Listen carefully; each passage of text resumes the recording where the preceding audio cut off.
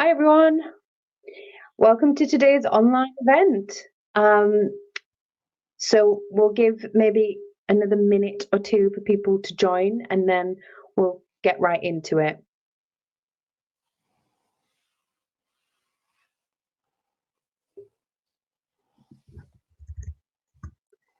Okay. It's nice to see everyone saying hi in the chat. Yeah, it's buzzing already. So for those of you who've used Livestorm before, hopefully you can see the slides on the screen. The Leadership Through Data logo, and just whose purview is it? Microsoft 365 Compliance, Governance and Privacy.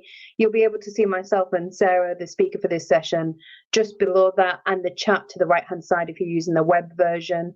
If you can't see the chat, the poll option, please reconnect using another browser and just double check that your browser is allowing you to see that option. It doesn't always work with every browser, so just be sure that you can see those options, because there will be 2 exciting polls during this session that we'd love for you all to engage with.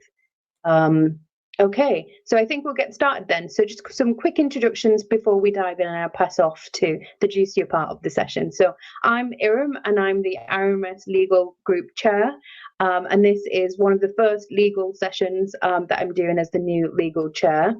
I come from a information governance background, so I am currently a global information governance operations supervisor in my daytime job, and I work at a international law firm.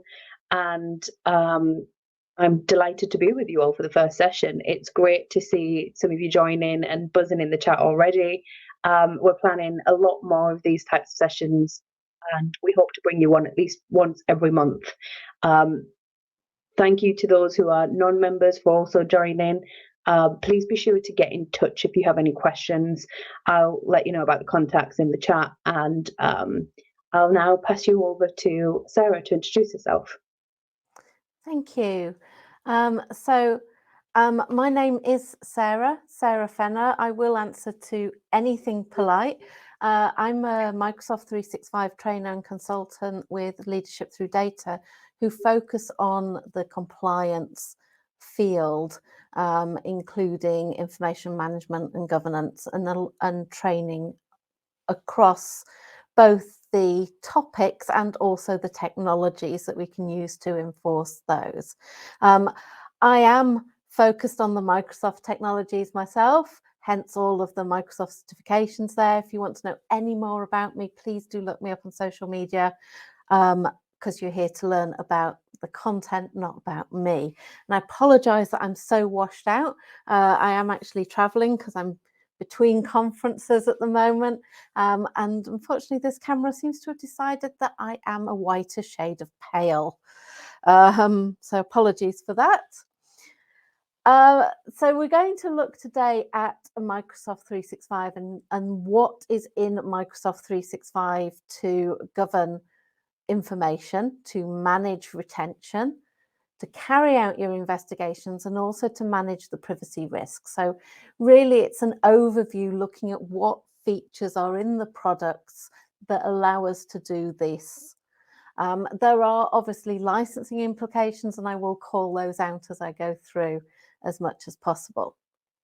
Now, just before I dive in, we're going to pull up the first poll, if possible. And you should find that you can pick and let us know where you are on your journey. If you have a look at those polls, we're looking at the where you are on your journey, if you can vote on that in terms of adopting cloud technologies.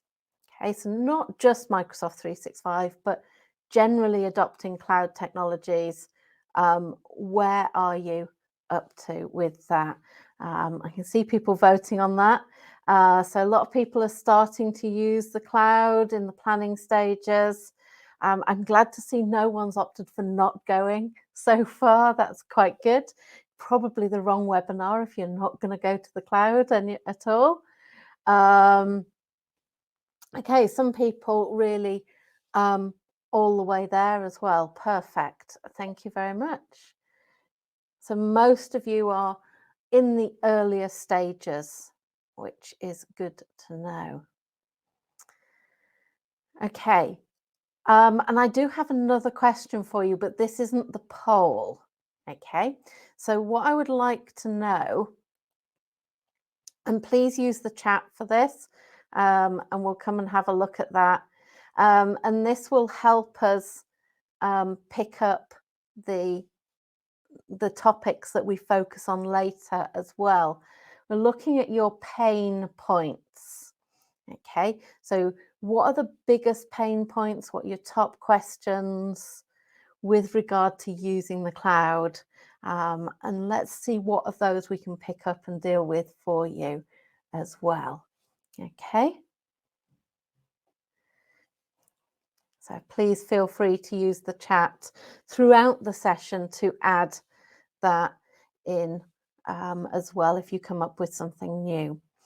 If you do have questions, obviously you can't come off mute and join in, but if you can use the meeting chat to post those questions, and we'll call those out and pick those up as we go through the session, and any we can't get to, we'll follow up with afterwards. Okay, excuse me. So we live in a world where change is inevitable. There's a lot of quotes about change out there in the world. Necessity is the mother of all invention, and out of adversity comes opportunity. And I think having lived through the past 2.5 years as we have done, we do have an opportunity to really take advantage of the changing environment that we're living in. Hybrid work has really thrown a spotlight on how we work, how we access the information to do our jobs, and how we govern that information and protect that data, because we need to be able to get at the information, but we also need to be able to protect it and make sure we're fulfilling our obligations to manage that data, manage access to it, keep it current, keep it secure as well. And with cloud technologies, we're looking at lots of different ways that we can access that data. Strapline for Office 365 used to be anywhere, anytime, any device.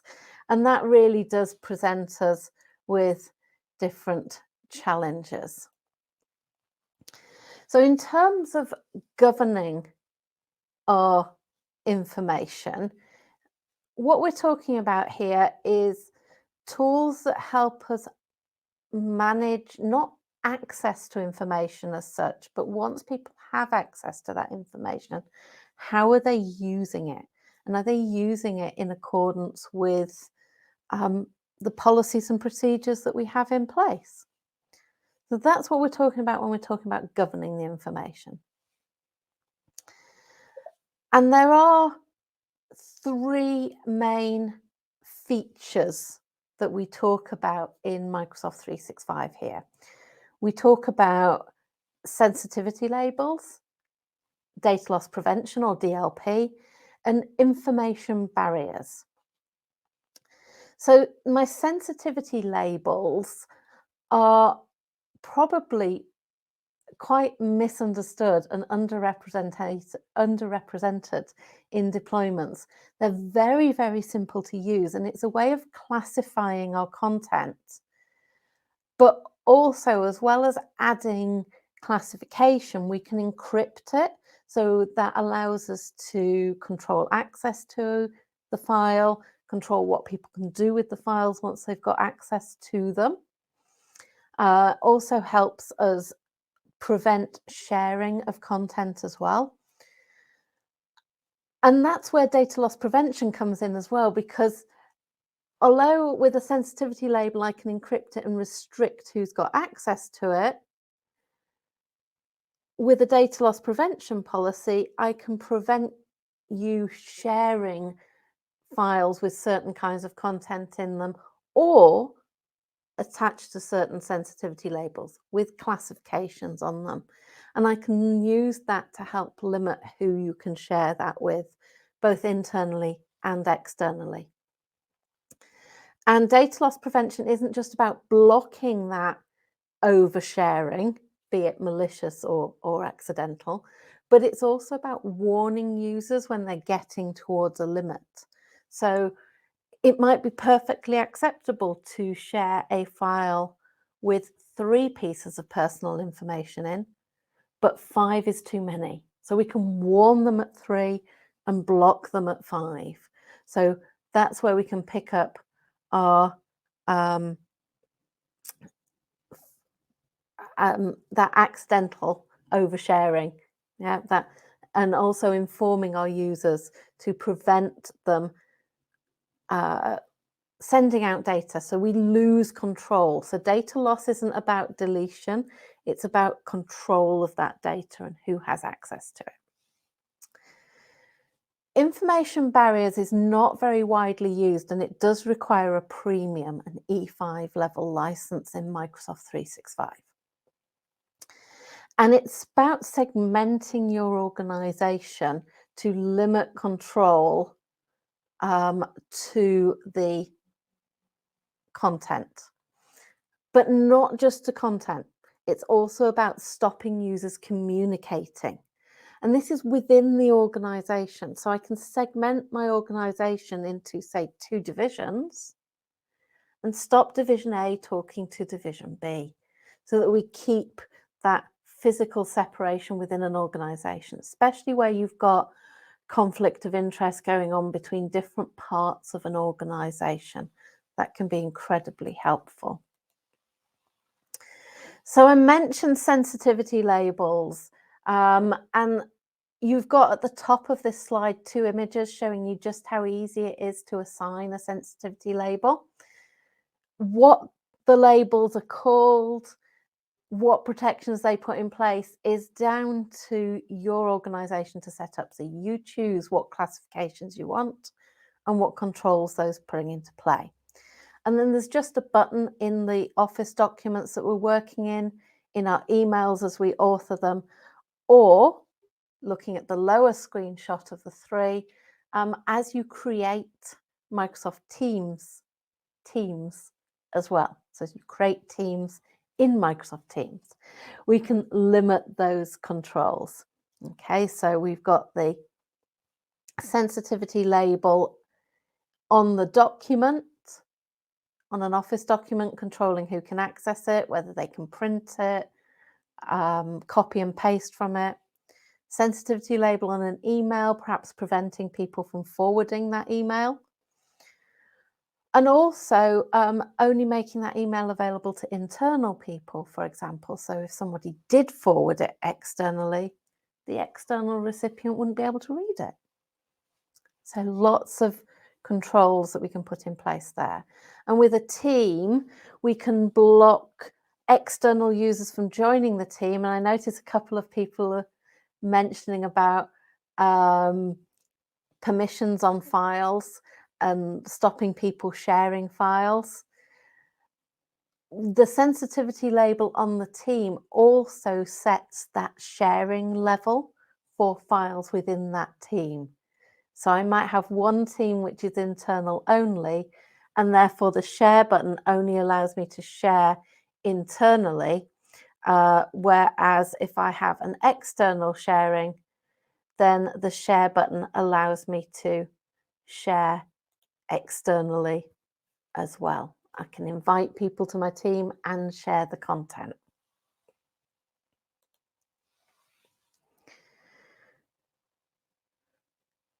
I'm just trying to move away from my camera to try and see if I can actually have a sensible coloured face, but apparently I'm not allowed one today.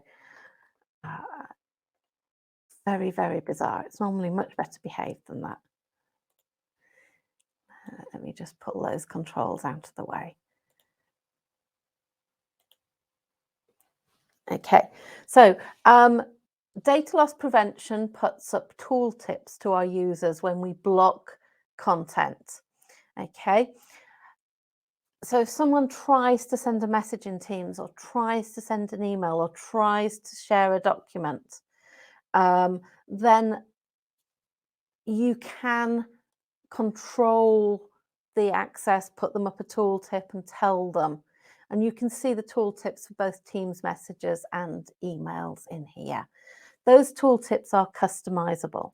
So sensitivity labels, DLP are both fully customizable and both available fully with the E3 licenses.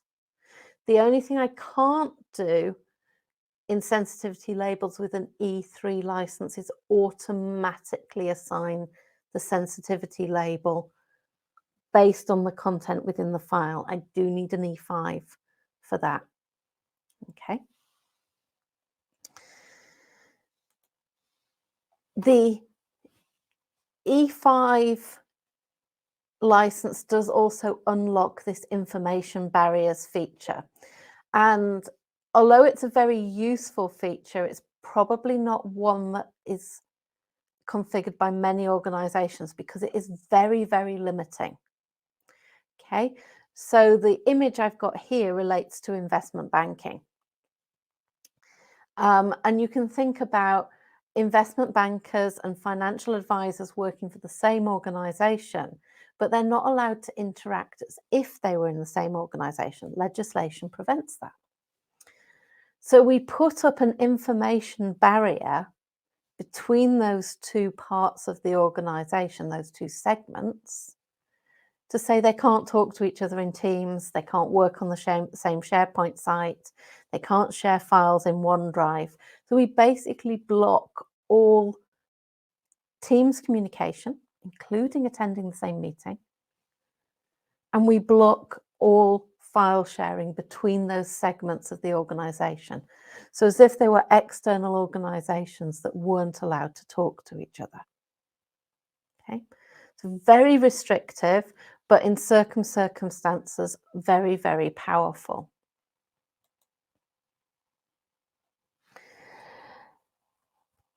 So a lot of you also mentioned your pain points as being around retention.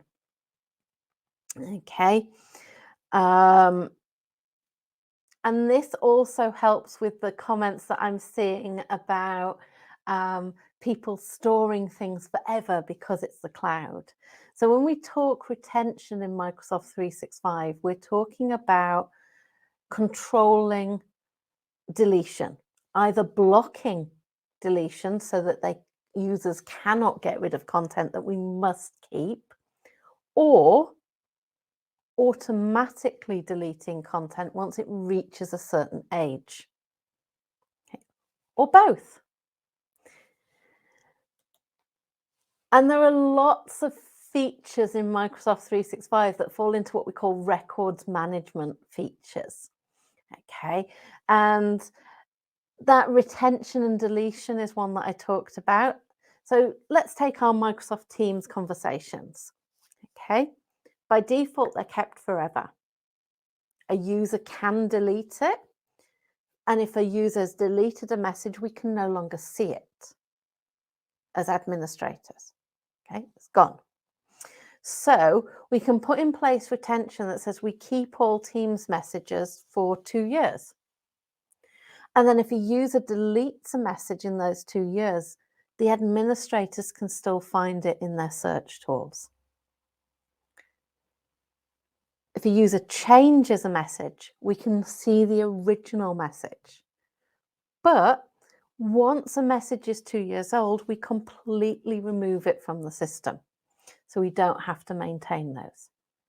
Now I've picked on 2 years as a number that I've plucked out of the air. You can set that at any time frame that you want to. And we can apply those to files as well. That same control. We can set that up as a label. So we've got on the right-hand side, the second option, the second feature down on this slide, labels manual or automatic. So if we're talking about labeling a file for retention, we apply a tag to it to say we're going to keep this file for 7 years. Or with an E5 license, you can say, if a file has passport numbers in it, keep it for 7 years, for example. So we can set those rules up. You can also set default retention and deletion rules based on the location. So I started talking about Teams. So we can set up our default retention for Teams messages, or the company conference team. Well, we don't need to keep that forever. All of the messages in there, let's keep that for a year so we can refer back to it as we start planning next year's, but then let's get rid of everything. Okay, so all of the files in the company conference team have a default retention of 1 year based on the team it's stored in. Yet there's a contract in there, and we really need to keep that for longer. So let's label that file with a longer retention period so we can keep that for a much longer period. We also have the ability to declare content as a record. Now, a record does have that specified retention period, but it also becomes what we call immutable, unchangeable. We can't edit that file.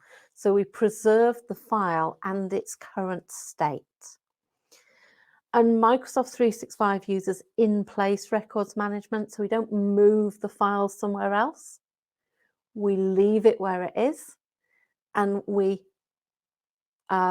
declare it as a record where it is, lock it down, and block the deletion on that as it stands. I also mentioned automatic disposal of content. So that is where we delete it once it reaches a certain age, but we can put approvals in place around that. So someone has to review the fact that we're going to get rid of all of these files and agree to it. Now, that is an E5 feature, the disposition approval, but that does also give us evidence that we've disposed of the content as well. Okay, locking and unlocking records allows us to take those files that we've declared as records and unlock them, make a change, lock them again.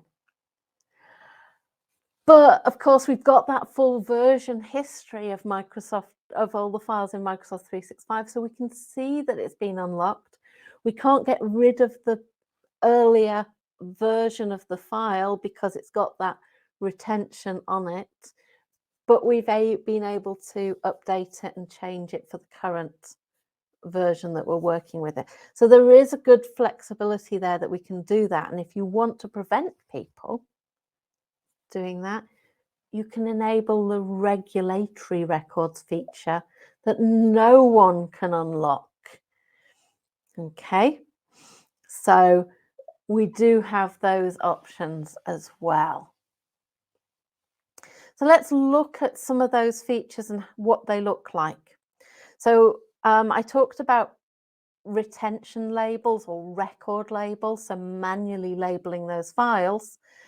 Okay, we can pick up a label on the content. So in my first screenshot on the far left there, I've actually got on this one here, in Outlook, we've got an assign policy option, and we're picking up the retention policy that we've got for that content.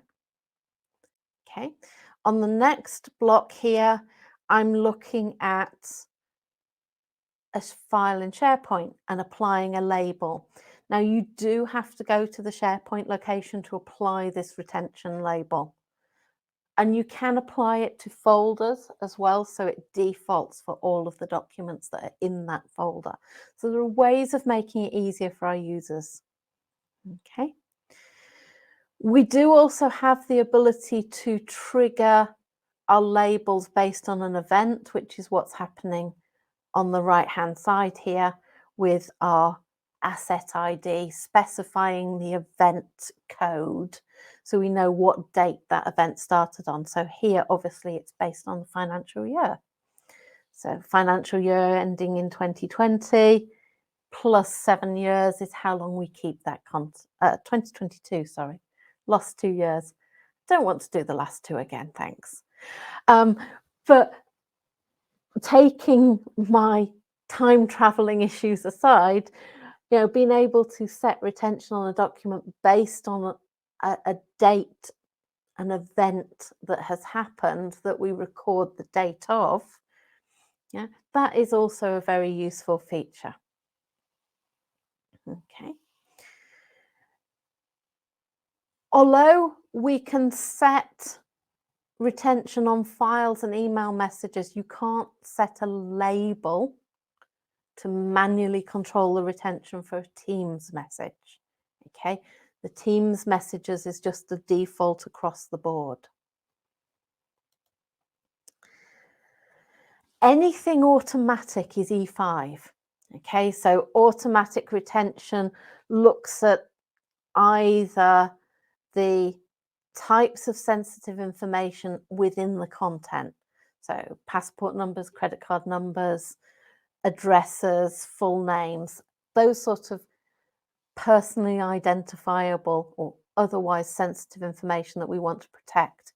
Also looks at IP addresses for computer networks and the like. Okay. We can also automatically label them based on our templates. So we've got the content type gallery here. This is looking at templates that we can set up in SharePoint and push out to our users. And we can set retention labels automatically on those templates for the documents. You can do sensitivity labels as well.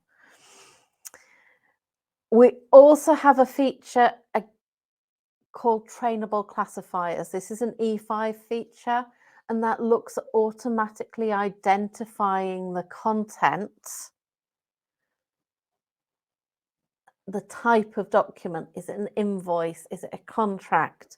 Is it a document which includes some form of discrimination? So it's looking at those and identifying those automatically, and we can specify retention based on the document having been detected as that type of document. These trainable classifiers, there are several in by default. You can create your own, but that, as I say, is an E5 feature. Okay. We do have a question about the setup and so on. I'll come to that at the end because it goes across everything we're going to talk about. Retention settings, this is the kind of setup screen that you've got. In fact, this is a little bit out of date because they have slightly changed the order that you go through the settings in. Now, I've kept the screenshot here, even though I know it's out of date, because it shows you all of the settings on one screen, whereas the new configuration has split it up into separate screens. Okay, so it is useful still to see to illustrate the options that are available. So with retention, you can specify how long you want to keep it for. 1 day is the minimum. Okay, the maximum is forever. As long as you keep paying for your Office 365 subscription, of course.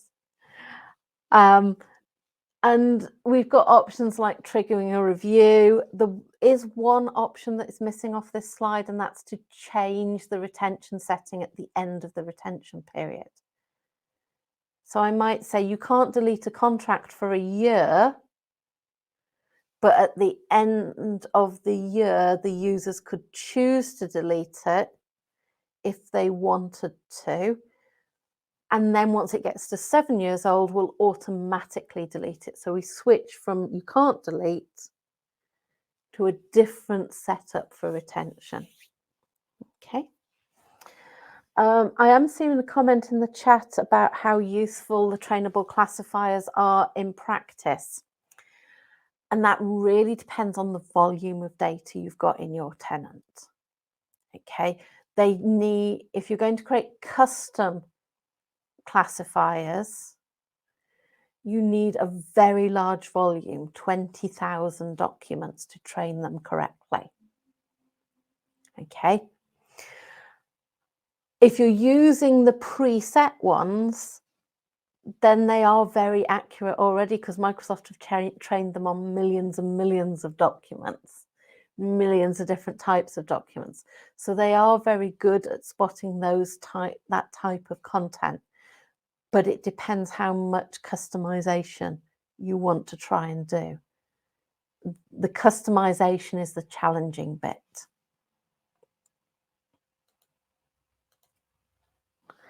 So I mentioned event-driven retention as well. So this is where we have the ability to trigger retention from a date. So the financial year ends every 12 months. So every 12 months, I would create a new event, which is the end of the financial year. And the documents that were linked to that event, their retention starts from that date.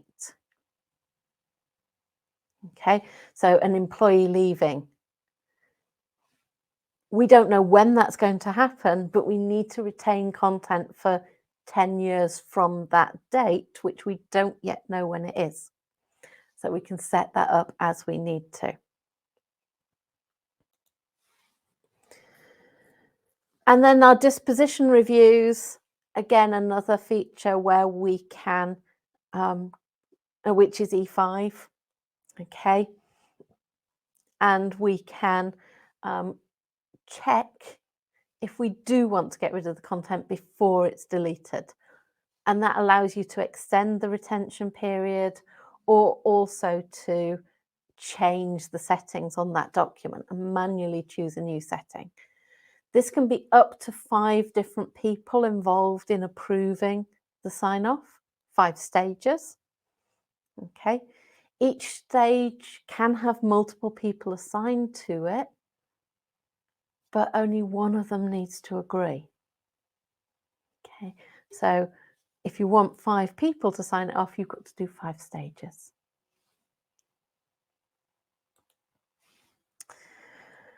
Okay, so obviously there's a lot more information in there on, you know, a lot more detail in Microsoft 365 on retention and records management, but that gives you a flavour of the sorts of features and the options within there. So we're going to move on and look at investigations. And I'm trying to leave about 10 minutes for questions at the end. So if you do have them, please do pop them in the chat or in the questions pane in the meeting. As a user in Microsoft 365, you can search for anything you have access to. Okay. And that's fine from a user perspective, but as an administrator of the tool or as somebody who's managing compliance within an organization, I need to be able to search wider than my day-to-day access would allow. And this is where the investigation tools come in Microsoft 365. I quite often describe them as search on steroids. Not entirely true or entirely politically correct, but it's a little bit more interesting way of describing it. So the first one of these is content search, which really is allowing us to run a search wider than our normal access. Okay, so if I look at the bottom step here, and I'm going to run a search, you can see I can run it across all Exchange mailboxes, or I can run it across all SharePoint sites. And this isn't just the ones I have access to, it's across a huge remit, the whole tenant. Okay. And we can do our search using keywords, or there is a query language, the KQL, the keyword query language, that we can use to specify which bits of the file we're searching. The title, the content, the metadata, the author. Yeah, what are you looking in? Okay, so you can build up your queries that way. Now, the content search allows you to then export the results that you found as a list of content or as a copy of the content that you found. The big problem with the content search feature is it doesn't allow us to remove duplication. So if I find the same email in two people's mailboxes, I'll get that email twice in the results. Yeah. So there are some limitations of it and some challenges, especially when you're working with very large volumes of data. And you usually end up having to do 3 or 4 different searches to create manageable volumes of data and only search certain parts of your tenant.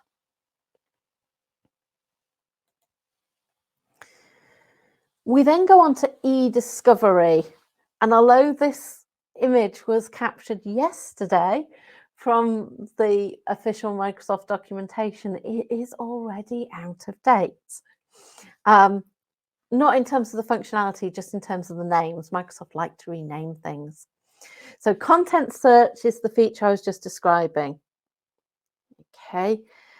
And you do need to have an admin role to carry out an e-discovery search, a content search.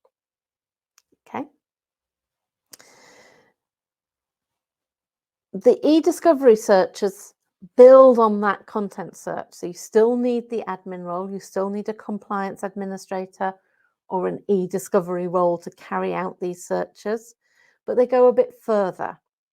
So core e-discovery, which is now called standard e-discovery, super name change, is giving me the ability to set up a case with multiple content searches embedded into it. Plus, I can put a hold on that content. So even if it's not covered by a retention policy, I can say we're not going to delete that content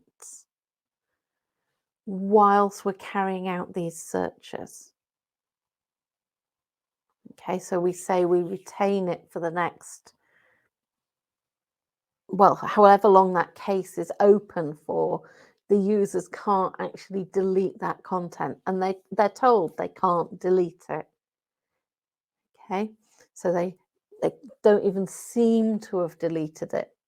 It's very visible that that content is on hold. Advanced e-discovery is now called premium e-discovery, and this is where we're jumping up to E5. Content search and core e-discovery are both in E3 and business premium subscriptions. Advanced, or now premium e-discovery, is only in E5.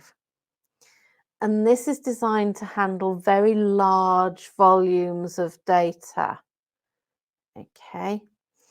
And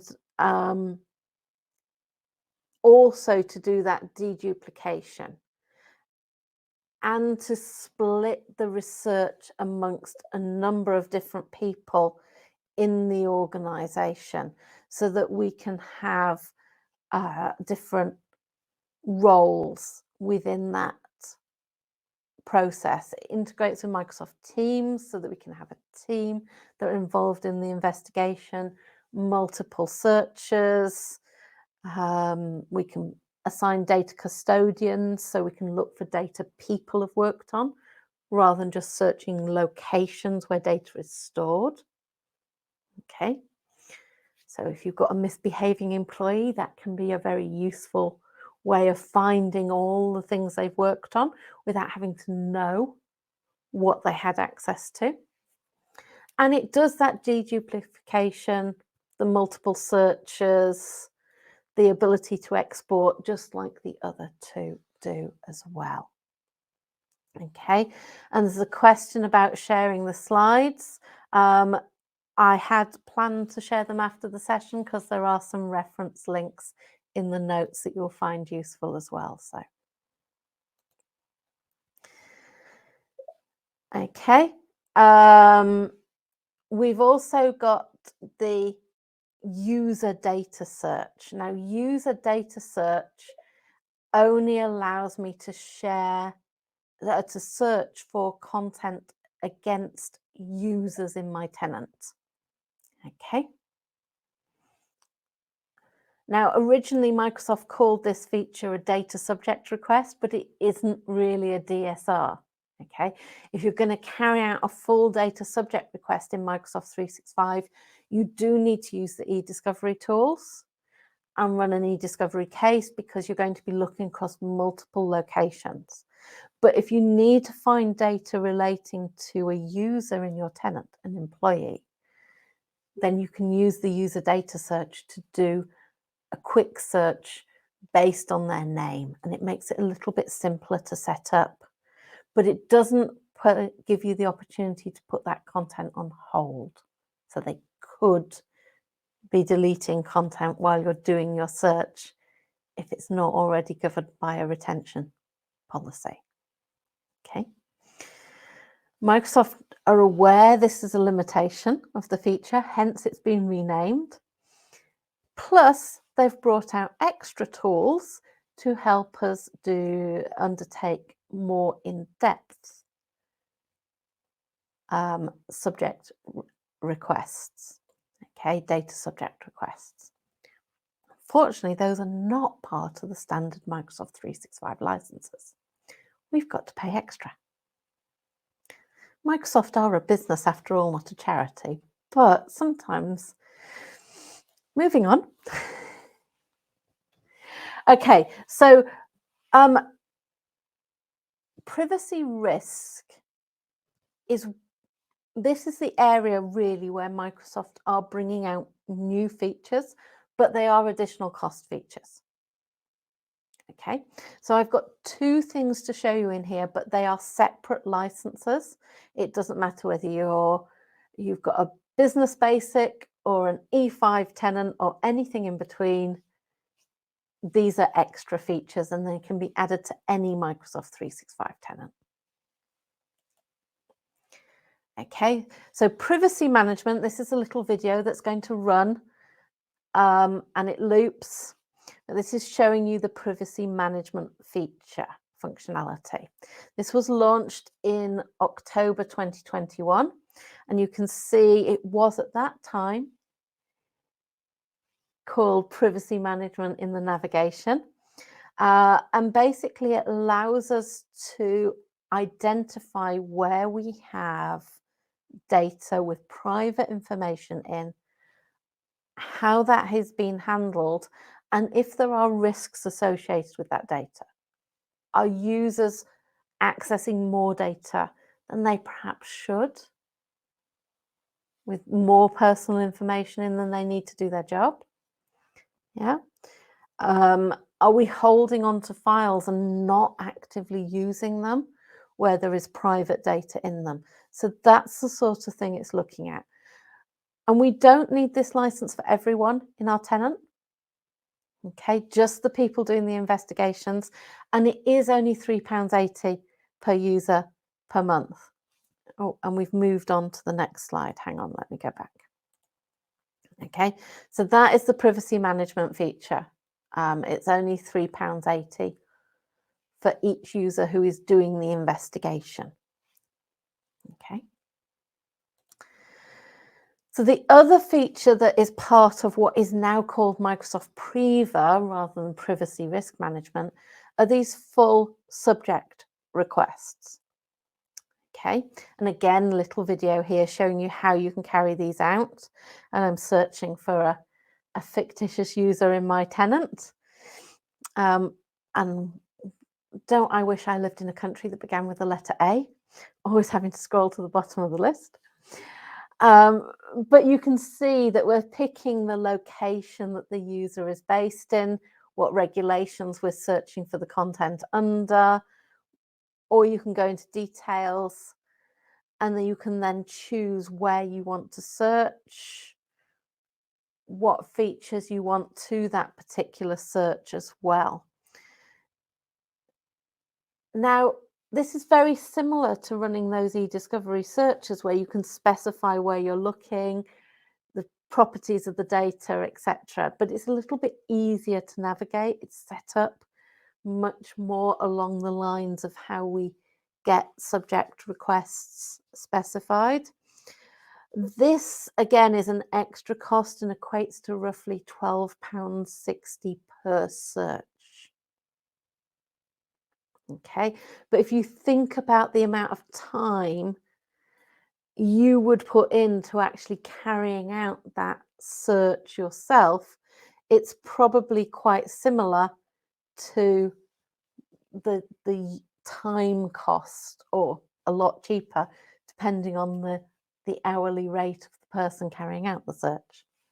Okay, so that's our privacy management features. That brings me to the end of my whistle-stop tour of privacy and compliance features in Microsoft 365 and obviously Microsoft Purview as well. So really the question is, what do you want to know more about? And there is a poll that I'm going to ask you to take. If you go and have a look at the poll, we'll pick that up. And I will also look through the chat after the sessions and see what people have come up with, if there's any burning topics that we've missed off the list. Okay.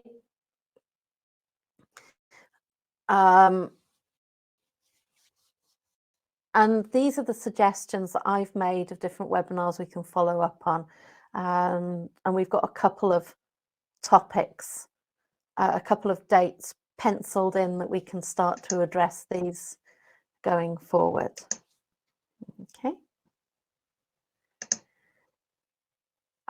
So you'll find those under the poll section if you can pick up on those. Okay, and then it's on to the questions. So I noticed some of you have been posting questions in the chat rather than in the questions section, so I'm going to use both and try and pick those up. So should we do the first one on the question section, Sarah? I can pop it on the screen for you. Thank you. There you go. So for automation, is the E5 required for those who are setting up or for the whole business? Okay, there's the practical answer and there's the contractual answer. So your Microsoft 365 agreements say every user who benefits from the feature needs to be licensed. So technically, if you're going to apply sensitivity labels or retention settings based on content within the file, which is the automation, then every user who uses those locations should have the E5 license assigned to them. But you don't actually need an E5 license to set it up. Okay, so the license agreement says, yes, everyone does. Practically, I would say it then falls into quite a grey area because it's not enforced. Okay. Perfect. Thank you. So next question popping up on the screen. Okay.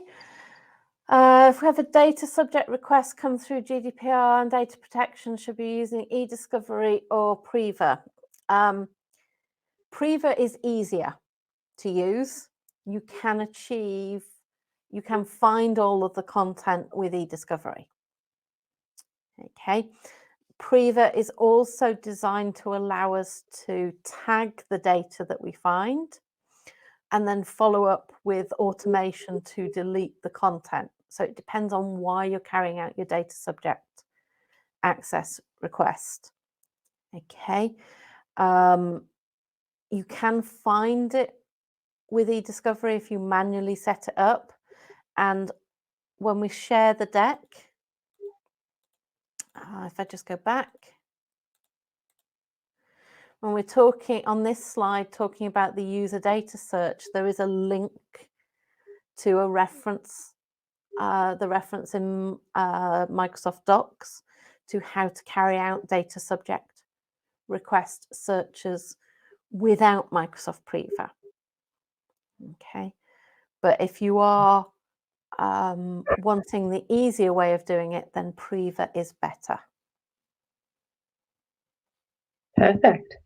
Okay. Next question in the questions section. Oh, who in an organization is responsible for setting up compliance, Microsoft Purview? Ideally, this is a collaboration between your information governance team, department, person, and IT. Obviously, your IT need to give you access if you're going to be the one setting it up. But in organizations where information governance within the organization and IT work hand in hand together, it's a much better setup. But that's a very political hot potato, depending on your organization. That could be a challenging question. Did I dodge the bullet well enough there? I think so.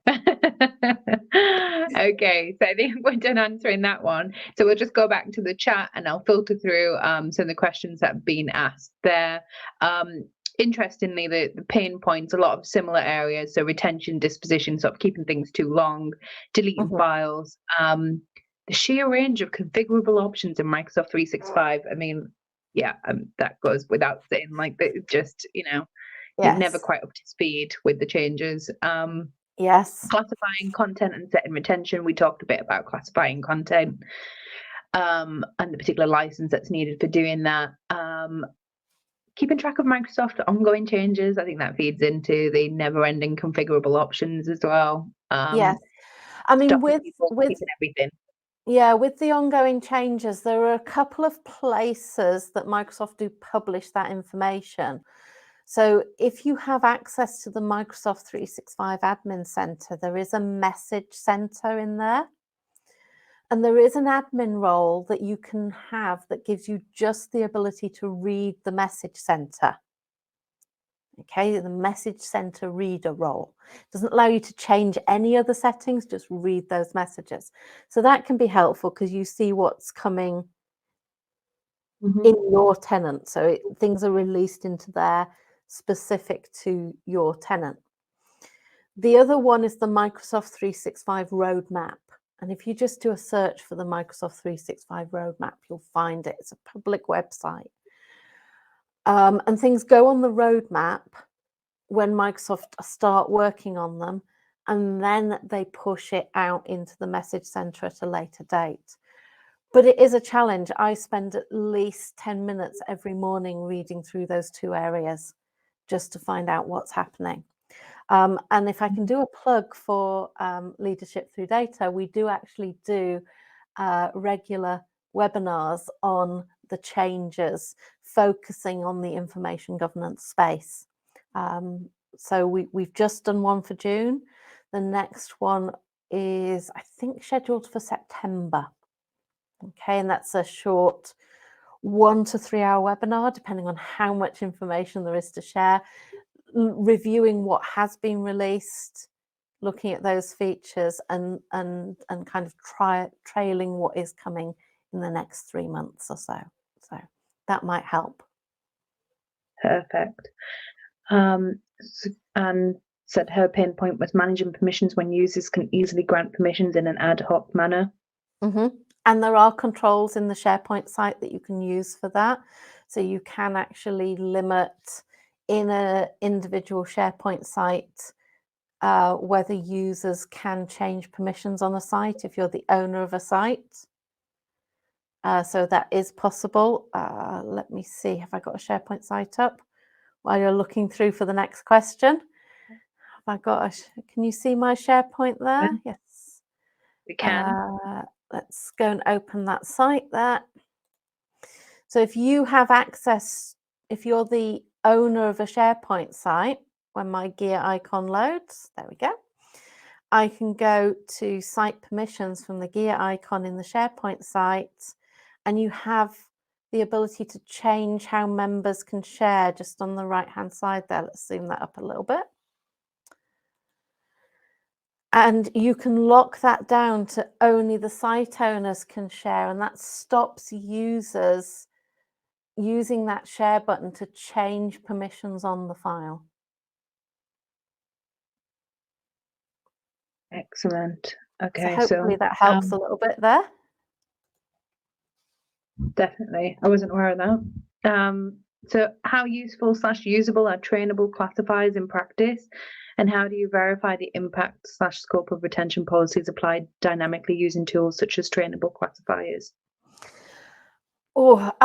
So trainable classifiers can be very useful and much more useful in terms of risk management and communication compliance, I think, rather than retention, although you can use them for that.